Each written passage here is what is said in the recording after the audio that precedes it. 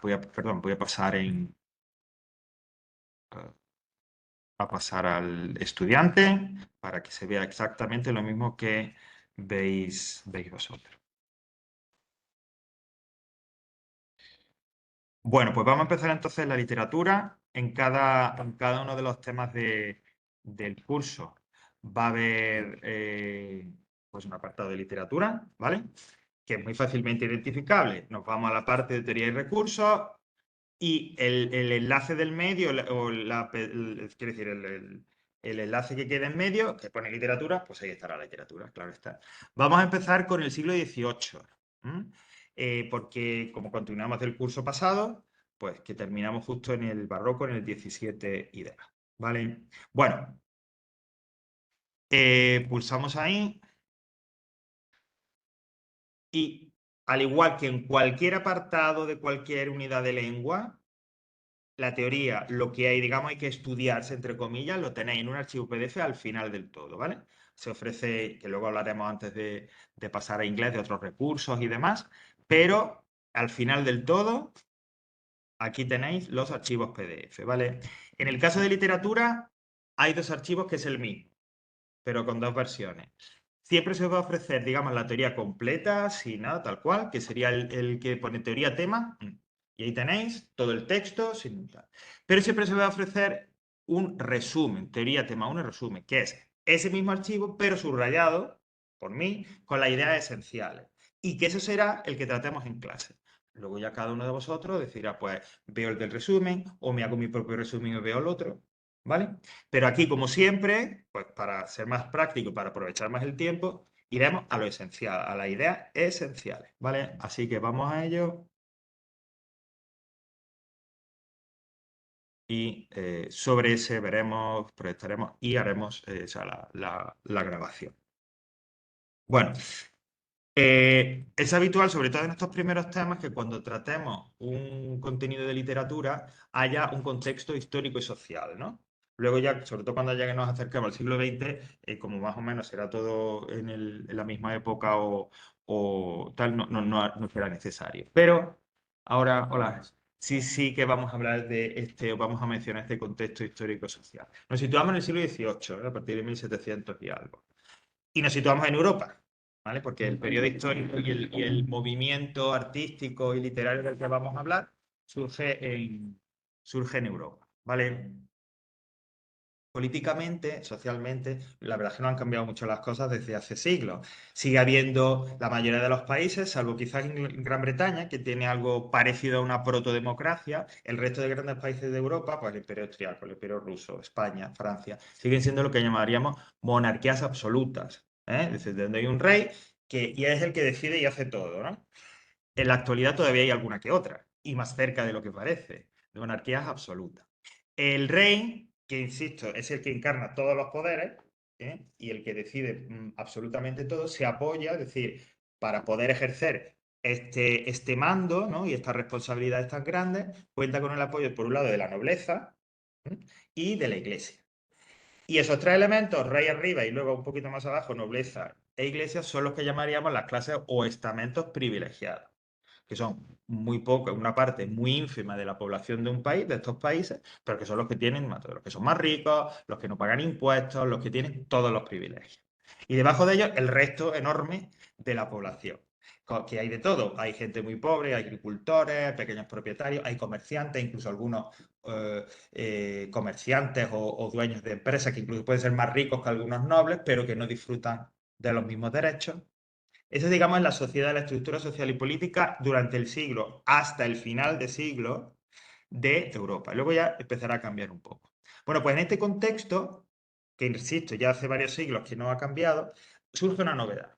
Y es que los reyes deciden hacer algo positivo por sus súbditos, es decir, deciden tomar medidas, tomar iniciativas que mejoren lo que hoy diríamos calidad de vida de sus súbditos, ¿vale? A esa corriente se le llama, como está ahí, despotismo ilustrado. ¿Y qué es lo que hacen estos gobernantes para mejorar esa calidad de vida de sus súbditos? Bueno, pues abren fábricas, y emplean a la gente. Abren, digamos, hay como una especie de preocupación por la educación y se abren escuelas profesionales para que la gente aprenda oficios. Se intenta dar un poco más relevancia e invertir un poco más en las escuelas. Se abre, por ejemplo, museos, instituciones culturales como, por ejemplo, en España la Real Academia. Y se piensa que con esto se mejora la economía, se mejora la sociedad, se mejora la formación del pueblo.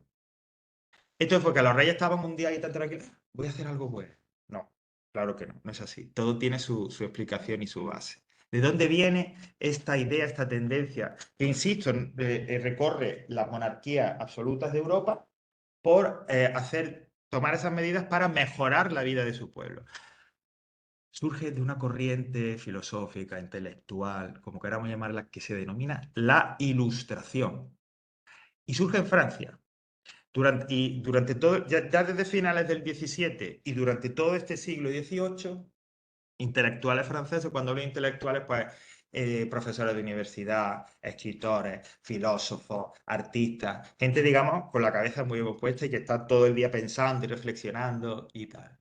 En esos debates, en esos estudios, en esas reflexiones, se dan cuenta que toda actividad humana, todo lo que haga el hombre, la economía, la sociedad, el arte, debe de regirse, como dice ahí, por la razón y el conocimiento. ¿Esto por qué? Que hoy en día pues, nos parece lógico. Es decir, hoy en día cualquier actividad nuestra se conduce por la razón y la lógica y el conocimiento, ¿no? Yo decía, bueno, si una empresa quiere sacar un producto, pues hace un estudio, ve si le va a ser rentable o no. Es decir, hay una lógica, hay unos procedimientos. Cuando uno tiene que hacer algún tipo de trámite, hay una lógica, unos procedimientos. Es decir, hoy nosotros damos por sentado esto, pero en la época era revolucionaria. La gente en la época, que la mayoría de la gente era analfabeta, esto de la razón, de la lógica, de seguir unos pasos, la mayoría de ellos, tanto ricos como pobres, se conducían, o digamos, a lo que recurrían si tenían problemas o si tenían algún tipo de preocupación, pues eran a supersticiones, a creencias que no eran verdad. Es como imaginar, ay, me duele una muela. Hoy si a uno le duele, pues se va a un dentista, se deja un riñón y pues lo resuelven y tal. En la época de repente, pues era, pues tómate este agua que está bendecida y este conjuro y se te pasa, ¿no? Es decir, cosas que no tenían razón ninguna. Por lo tanto, esta idea de que la razón, la lógica, el conocimiento sea la base de toda actividad humana es algo revolucionario y da lugar, como digo, a la Ilustración. Esto llega a los reyes y entonces se dan cuenta que para promocionar eso, es decir, para que introducir en el pueblo, en la población, el hecho, la idea de que la razón y el conocimiento es lo positivo, toman esas medidas, ¿no? Que son medidas además racionales, en las que la enseñanza, el aprendizaje, la lógica tiene mucha importancia, etcétera, etcétera. ¿Vale? Y también llegará, por supuesto, a la literatura, y por eso lo comentamos aquí.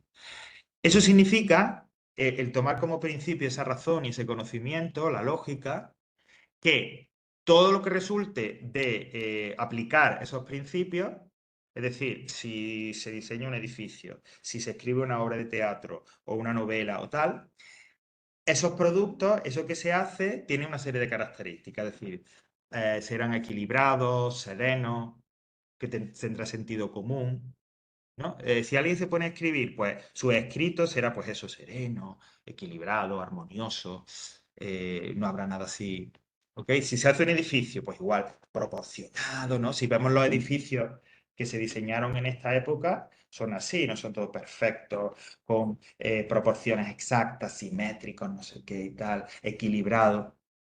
Porque es lo que se deduce, son las características que se deduce de aplicar la razón, el conocimiento, la lógica a cualquier actividad humana. Todo lo que queda fuera es la pasión, la exageración, los sentimientos. Todo lo que sea irracional queda fuera. Debe quedar fuera de la actividad humana. ¿Vale? Según el principio de la Ilustración. ¿Ok? Entonces, lo fundamental, la razón, la lógica es la base de todo. Yo digo que este movimiento, estas ideas surgen en Francia, pero luego primero, lógicamente, se expanden por toda Europa, España también, aunque Spain is different, pero también llegan aquí, y también llegan a Estados Unidos, ¿no? O pasan el continente y tal. una de las consecuencias de la expansión de la Ilustración, de estas ideas, será que ese pueblo que no pertenece a las clases privilegiadas, que no son ni nobles, ni son los reyes, ni son, por supuesto, la iglesia, se dan cuenta que si aplican esa razón, esa lógica a la sociedad, pues son formas mejores de organizarlo. Es decir, que, oye, es que no es lógico que digamos que 4 gatos y medio sean los que concentren toda la riqueza, los que decidan todo, los que tengan todo el poder, y el resto, la gran mayoría de la población, no podemos tomar ninguna decisión ni hacer nada, ¿no? La Ilustración, que los propios reyes aplicaron, estos reyes absolutos van a ser además, va a ser curiosamente el principio del fin de las monarquías absolutas, porque se dan cuenta, insisto, ese pueblo llano, que hay otras formas de organizar la sociedad mucho mejor, más lógicas, más justas, en la que todo el mundo tenga un papel y posibilidad de decidir y participar en el poder. Eso se reflejará, por un lado, en la Revolución y la Guerra de la Independencia Americana, que es 1776, que cuando se habla de esto de la Ilustración, hay mucha gente que no le pone, no repara en esto, pero el primer país que se organiza, que su constitución es una constitución lógica, racional, es decir, según la guía de la Ilustración, es la Constitución americana de 1778, ¿vale? Antes que en Europa. Es decir, los primeros que hacen un país regido por unas leyes basadas en la lógica, aunque hoy en día hagan muchas cosas que no nos parecen lógicas, pero los primeros que organizan su país de forma, siguiendo estos principios de la Ilustración, son los Estados Unidos. Y el siglo acaba con un acontecimiento que va a ser como un terremoto para toda Europa y que es el principio del fin de esa monarquía absoluta, que es la Revolución Francesa. Que más o menos todos conocemos, que si a los nobles le cortan la cabeza y demás. Eso es como si, para que tengamos un poco la idea del impacto que supuso en la Europa de la época, como el 11S multiplicado por 1000. Ese fue el impacto de la Revolución Francesa en la Europa del momento, ¿no? Es como si los extraterrestres llegaran a la Tierra. Nadie se pensaba que algo así iba a pasar, pero pasó. Bueno, esto sería un poco entonces ese contexto en el que nos situamos, ¿no? ¿Cómo se refleja esto? ¿Cómo se trasvasa esto al arte, a la literatura? Bueno, en el caso de la literatura, todas estas ideas de la razón, la lógica y el conocimiento se engloban en lo que llamamos neoclasicismo. Es decir, la ilustración en arte se llama neoclasicismo, es lo mismo. Lo que pasa es que la ilustración es en general y cuando hablamos del arte, arquitectura, pintura, literatura, es neoclasicismo. Básicamente, ya lo comento que está mencionado abajo, porque esos principios que siguen los artistas, los escritores, los pintores, etcétera, de este siglo, son los mismos que los de la antigua Roma y la antigua Grecia y los artistas del Renacimiento siguieron. La lógica, la serenidad, la proporción, el equilibrio. Por eso se le llama neoclasicismo, porque se vuelve a esos valores y a esos principios que en Grecia y en Roma y en el Renacimiento eran la base de la actividad artística. ¿Vale? ¿Y en la literatura entonces? ¿Qué es lo que nos interesa? Bueno, pues siguiendo lo que hemos dicho, lógicamente, los textos que se escriban son textos lógicos, razonables, serenos, equilibrados, sí, todo lo mismo. Y con un componente y una idea fundamental. Todo lo que se escriba tiene que servir para algo, tiene que enseñar algo. La poesía, la novela, el teatro, todo, te pueden contar lo que te quieran contar, pero todo tiene que tener una enseñanza práctica, una manera de comportarse, unos valores morales, lo que sea. Pero es muy importante para la literatura del siglo XVIII que lo que te diga te sirva para algo, enseñe. Y esto que decir, bueno, una opinión personal y de mucha otra gente. Eso hace, el hacer que la literatura sea un medio para enseñar, le resta mucho valor. La literatura, yo digo mi opinión y la de otros muchos, debe ser un fin en sí mismo. La literatura no debe servir para enseñar algo, la literatura debe servir para recrearse, para que te descubran las emociones, para que exploren qué pasa por dentro. Entretenerte, por ejemplo. ¿Cómo? Entretenerte. Entretener sin tener que pensar, ¿no? A ver, cuando uno se lee el Harry Potter, las 50 sombras de Grey, no está esperando que te cuenten nada, ¿no? Bueno, no sé qué enseña las 50 sombras de Grey, no sé si enseña, claro, enseña algo, que no lo he leído. No, la literatura de verdad, el arte, esto lo podemos extender al arte, tiene que ser un fin en sí mismo. Es decir, no tiene que servir para enseñarte algo, no, tiene que servir para disfrutarlo, para, como digo, explorar el alma humana, Te puede para hacer saber. sentir simplemente. o para hacer sentir, efectivamente, como dice Almudena, para hacer sentir. Pero no para enseñar, no para decir, bueno, como vamos a ver un poco más adelante, es que las mujeres jóvenes no se tienen por qué comprometer y casarse con gente más mayor, por ejemplo, ¿no? Bueno, pero esa es la idea de la época, ¿vale? Sí. Solo tenía que enseñar cosas positivas, no podía enseñar cosas. Por principio, todo tiene que ser beneficioso para la sociedad. Pero es que no sé cómo explicarlo. En plan, si una obra literaria Sí, te cuenta algo que es beneficioso para la sociedad, sí, pero contraproducente para la para la persona. gente más importante, por No, decirlo no, entonces no así, te lo va a entonces contar. no era apto, No, ¿no? porque Vale, se supone que la sociedad en la época no daría cabida a ello. vale. Es decir, en la literatura neoclásica, em, a ver cómo le explico siguiendo un poco tu razonamiento. Todo siempre va a ser positivo, entendiendo que es positivo para todo el mundo, Vale. ¿vale? Para todo el mundo. Em, Realmente un poco explorando, y ahora lo vamos a ver, un poco tomando esa idea que tú me ofreces, Fran, no me sale ninguna obra o no nos vamos a detener en ningún escrito, etcétera, en donde haya, digamos, una crítica directa a la clase dirigente o a los reyes y tal. Va a haber una crítica a la forma, a la sociedad, al Estado, sobre todo en España, ¿no? Cómo está el país, pero directamente a los reyes, a la nobleza y eso, no hay, hasta donde yo sé, yo no soy experto en esto, ¿vale? Pero hasta donde yo sé, siguiendo un poco tu razonamiento, no hay. Aunque, como hemos dicho, el siglo acabará en algo tan terrible y tan poco lógico como la Revolución Francesa, ¿no? Pero bueno, está bien, una pregunta interesante. Bueno, entonces, siguiendo un poco esto que decía de que la literatura no debe de enseñar y tal, pero bueno, eso hace, como dice, que sea un poco pobre, ¿no? Es decir, que realmente si hubiera que hacer un ranking de cuáles son las mejores, esto que gusta mucho en Internet y demás, ¿no? Y le gusta mucho en Estados Unidos. Las 10 mejores cosas, ¿no? Bueno, pues si hubiera que hacer un ranking de los mejores movimientos literarios, el neoclasicismo no saldría de los primeros realmente, ¿no? Y lo vamos a ir viendo ahora en ejemplos ya propios de nuestro país. Vale, bueno. Mirad, tanto es así de lo que digo que vamos a ver solo algo de prosa y de teatro, pero no vamos a ver de poesía. Y hay poesía, pero dime, Iván. O sea, ¿y aquí qué va a ser a ver, me refiero, aparte de Sí, leernos todo, ¿qué va a ser lo importante de esto? O sea, yo esto no, ¿cómo lo quédate leo? con... sí, ¿cómo se pregunta en el examen, no? Perfecto. Eh, lo primero es tener claro la idea de lo de la razón, la lógica y tal. Ahora vamos a ver una serie de autores, te menciono alguna cosa de autor, pero luego lo práctico que, pues mira, por ejemplo, vamos a ver ahora después a Cadalso, ¿no? Que escribió una cosa de que son las cartas marruecas. Entonces tú llegas al examen y te dice, literatura, pregunta 1. Aquí tienes un fragmento de las cartas marruecas de Cadalso.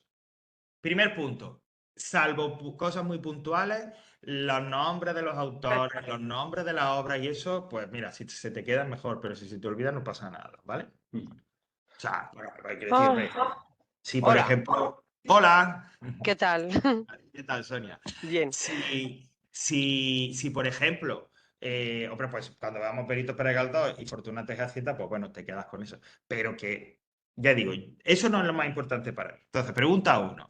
Aquí tengo un fragmento de las cartas marruecas de Cadalso. Ok. Entonces, este el fragmentito, que son 2 o 3 líneas y tal, y te digo, y te puede decir, ok, en este fragmento, ¿cómo se refleja la crítica a la situación del país?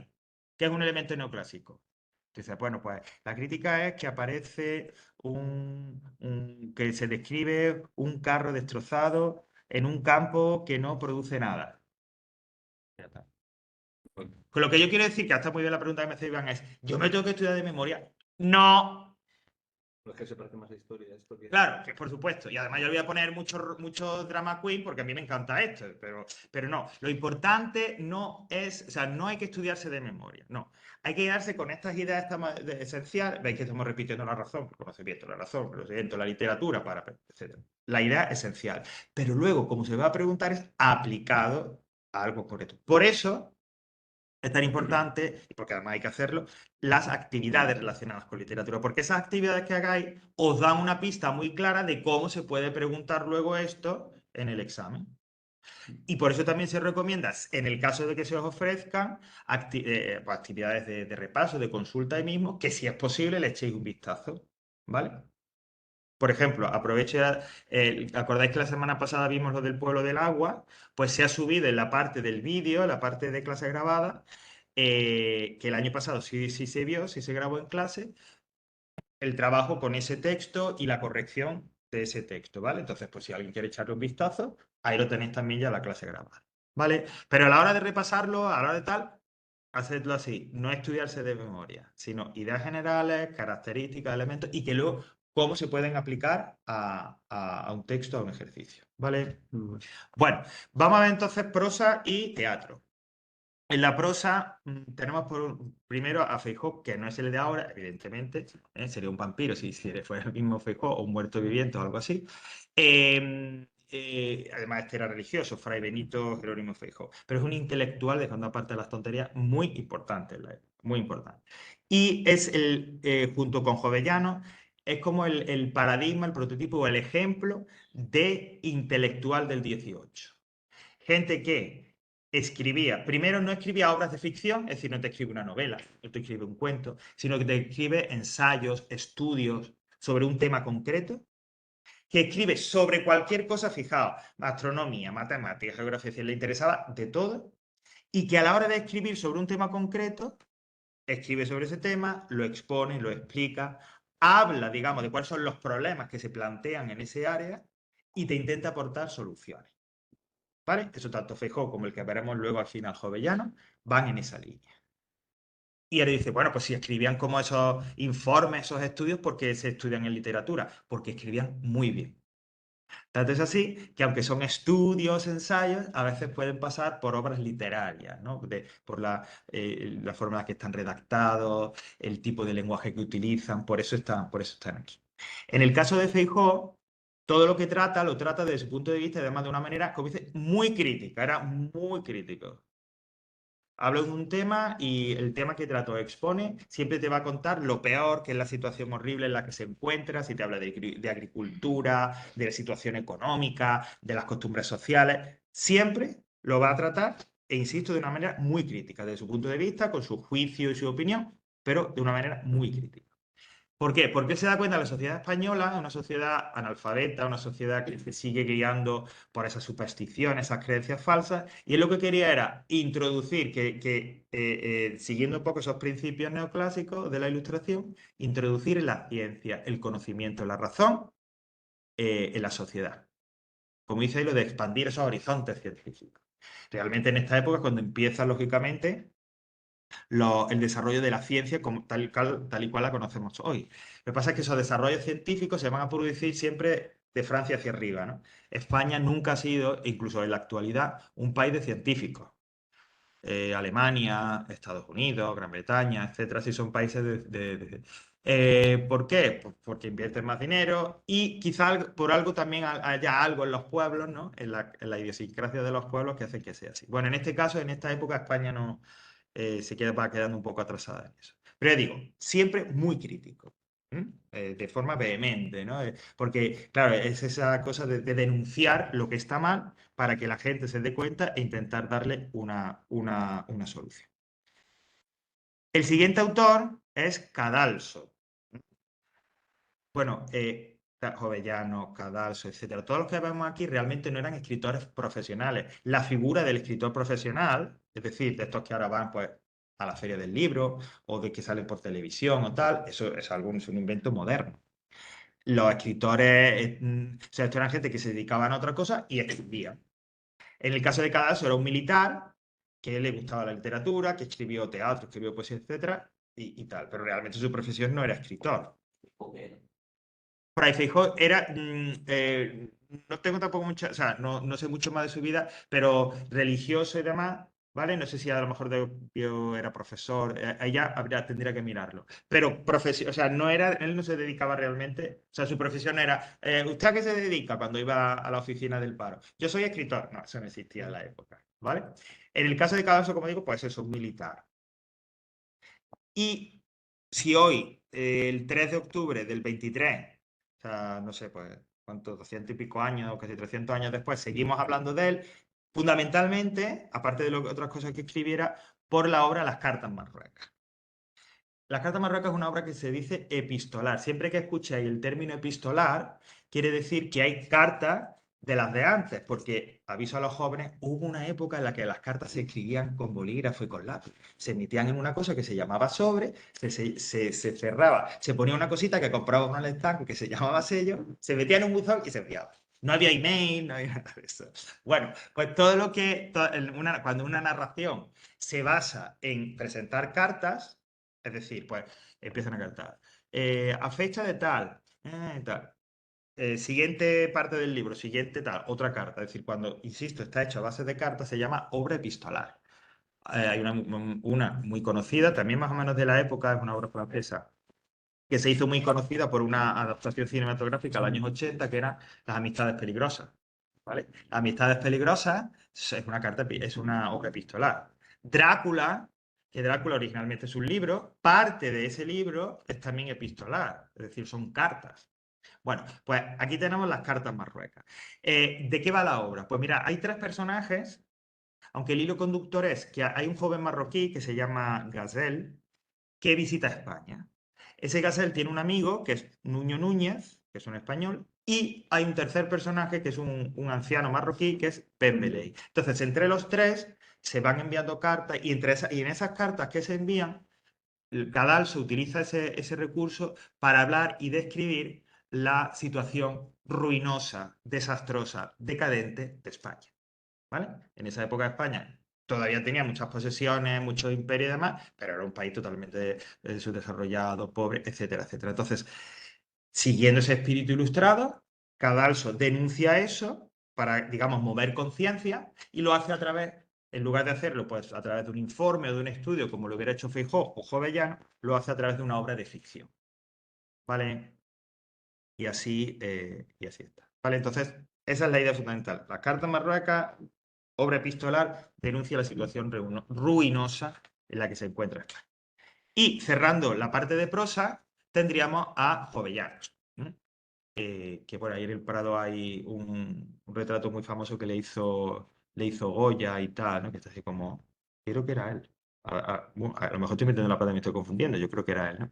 Bueno, Jovellanos era intelectual y político, ¿no? Por ejemplo, hablando esto de las profesiones. Él era también un político. Y él era, bueno, como todos, la ilustración, pero tal, o como característica propia suya, estaba movido por esa idea de reformar, de cambiar. Esta idea de que España está en una situación horrible y que hay que cambiar, hay que reformar, hay que modernizar, empieza aquí y llegará hasta el siglo XX. E incluso se podría decir, algunos piensan que todavía, ¿no? Pero esa idea, esa conciencia nacional de que España se ha quedado atrás y que hay que cambiar y reformar y modernizarse, es un sustrato intelectual, es una idea que subyace digamos, en la conciencia colectiva de nuestro país casi hasta nuestros días. Bueno, pues eso le pasa a Jovellanos. Y de la misma manera que Feijóo, él estudia, se dedica a ensayos, informes, etcétera, sobre aspectos muy concretos en los que habla sobre ellos igualmente e intenta dar soluciones, ¿no? Describiendo un poco su situación y qué se puede hacer, ¿no?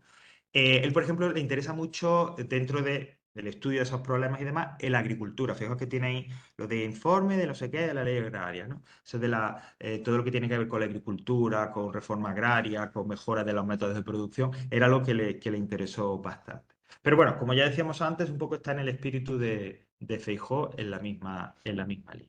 ¿Vale? Fijaos la prosa que cuando veamos, por ejemplo, el 19, la obra, o sea, la novela realista y tal, hablaremos de más, o sea, habrá más enjundia, pero no hay tampoco mucho más. Y el último aspecto sería el teatro. El teatro sigue un poco todavía la estela del teatro clásico del siglo XVII. Es decir, se hace teatro, la estructura de la obra de teatro son las mismas de esa época, ¿no? Es decir, son obras que hay 3 actos, en 3 partes, ¿no? Cada acto o cada parte se llama, como digo, acto y tal, ¿no? O jornadas, pero bueno, es exactamente igual. Había primer acto, un descanso, segundo acto, descanso, tercer acto y final. En los descansos solía haber también algún tipo de representación, lo que hoy llamaríamos, por ejemplo, un sketch, es decir, una obrita corta, alguna cosa, ¿no? De un tema y un tono mucho más ligero que a lo mejor la obra que se estaba representando.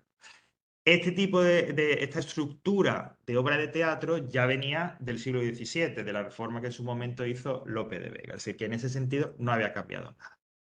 ¿Qué nos interesa del teatro de esta época? Pues nos interesa a Moratín, el autor Leandro Fernández de Moratín. Mira, las obras de teatro que crea suelen ser obras de teatro de corte ligero, comedia, ¿vale? Normalmente con temas y personajes sencillos y cercanos al espectador.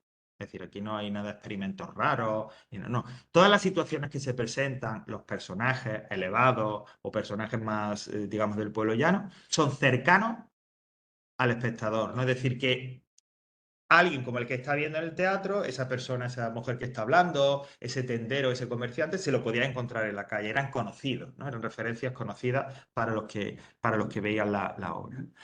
Le resultaban, por lo tanto, verosímiles, naturales, es decir, no era nada como raro. Lo que pasaba ahí era posible que pasara en la realidad, eran cercanos. Es como si, yo decía ayer, como cuando uno ve, por ejemplo, una serie policíaca, aunque lo que pasa y tal, pero uno reconoce a la policía, reconoce la patrulla, las calles, es decir, es algo que podemos encontrarnos fuera, en la realidad. Algo así ocurría también con los espectadores cuando iban a ver estas obras neoclásicas. ¿Y eso para qué? Porque siguiendo el principio neoclásico, a través de sus obras de teatro, Moratín quería dar una enseñanza normalmente de tipo moral. Era criticar muchas de las costumbres y actitudes sociales de la época. Entonces, si tú lo presentas en un contexto con unos personajes cercanos que te puedes encontrar en la realidad, pues tú te vas a enterar bien de qué es lo que te estoy contando, ¿no? Mirad, el más importante o la más que siempre se suele reseñar, la obra de teatro que se suele hablar de ella es El sí de las niñas. Atención al tema, al argumento, ¿no? Que hoy nos va a parecer, pero que en la época era posible. Los matrimonios concertados, que desgraciadamente todavía hay ciertas realidades en algunos países en las que ocurre eso. Era habitual que, sobre todo en ciertos estamentos sociales elevados, pues que cuando se tenía una niña y cuando llegaba la época casadera, que por casadera podía ser 14, 15 años, cuidado, se concertara el matrimonio con un hombre más mayor, a ver, más mayor en la época, 45, 50 años hoy no es mayor, se está bien, ¿no? No es una cosa.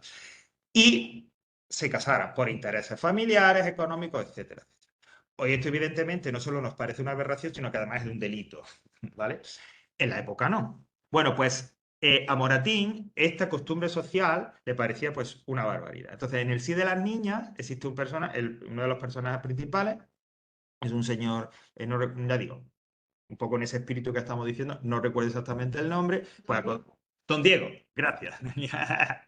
Don Diego, efectivamente, pues le han concertado un matrimonio, eso sí, aquí lo pone con Francisca, que es la joven, ¿no?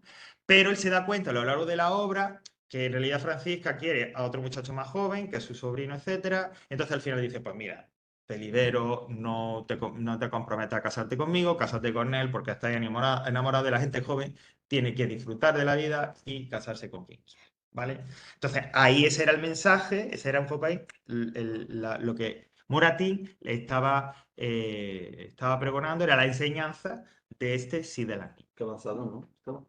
Avanzado Socialmente. socialmente, tanto es así que la obra fue un escándalo en la época y tuvo problemas que casi lo llevan a la cárcel, ¿no? O sea, el mensaje que hoy en día pues tal, pero para la época que iban era muy avanzado, muy avanzado.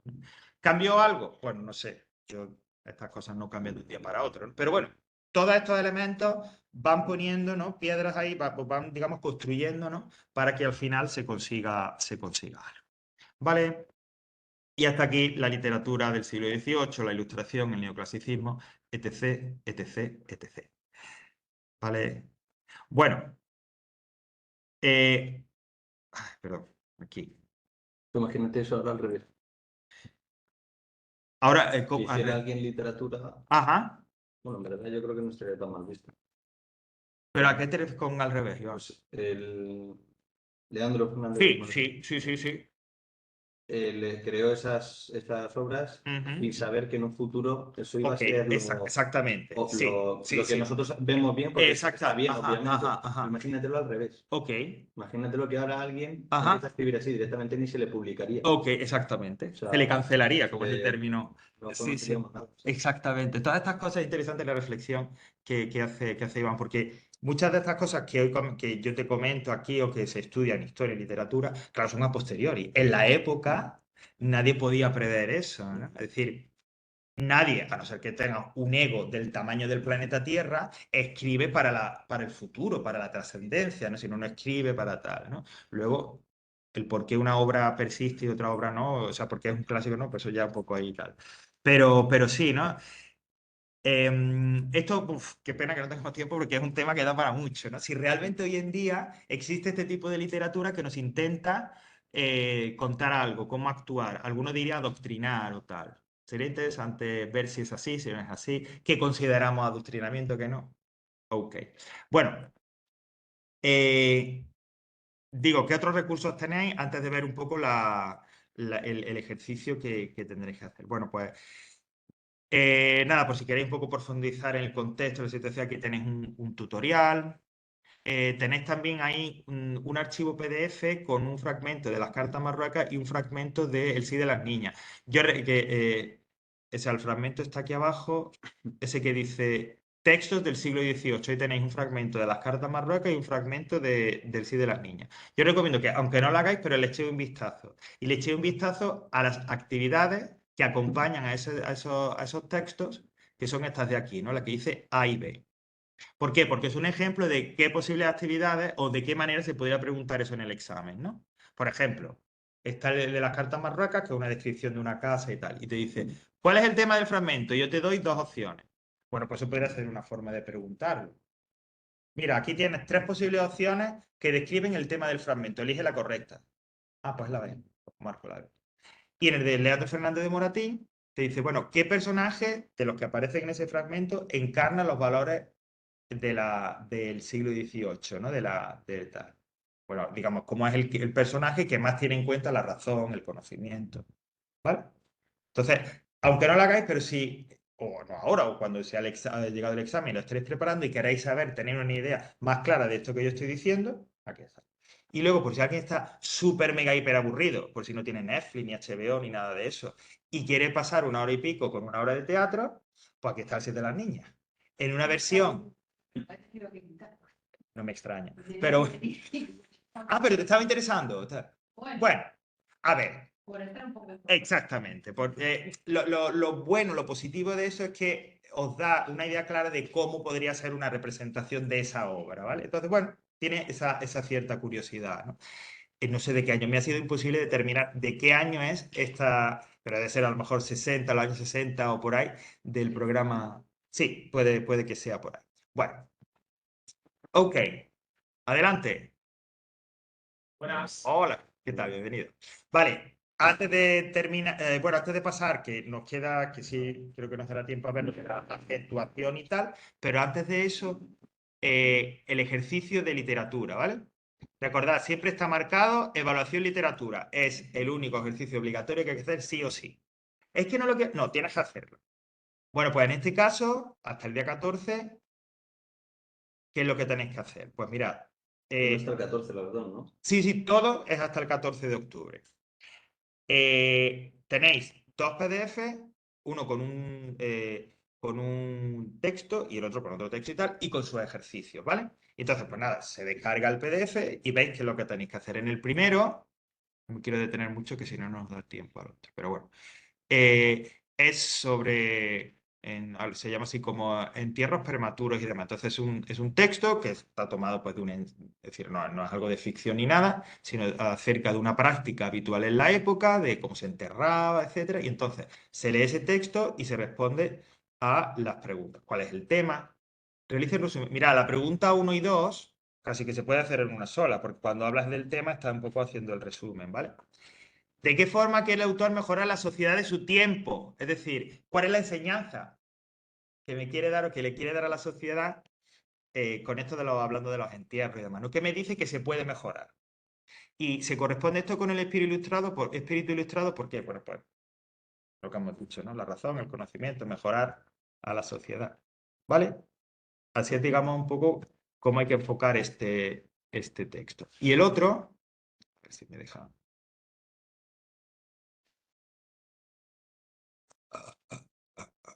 Que es, creo que este es un fragmento del Sí de las Niñas, el otro. Y nada, pues tenía ahí la educación de las niñas y tal. Y las preguntas que están muy claras. ¿Cuál es la obra? Ya lo he dicho. ¿A qué género pertenece? Pues está claro. ¿Cuál es el tema del fragmento? ¿Quiénes son esos personajes? ¿Vale? Igual, lo del tema y resume el texto, con que se hagan uno es suficiente, ¿vale?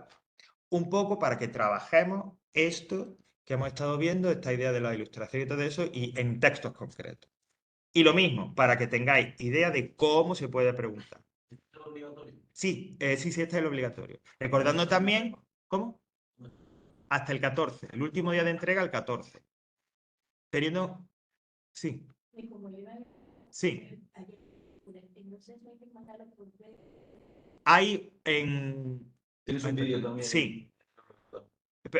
Corto un momento aquí y ahora vuelvo y te comento. ¿Vale? Entonces, pues bueno, esto sería lo de literatura y tal. Ok, bueno, vamos a... Esto... Aquí la clase de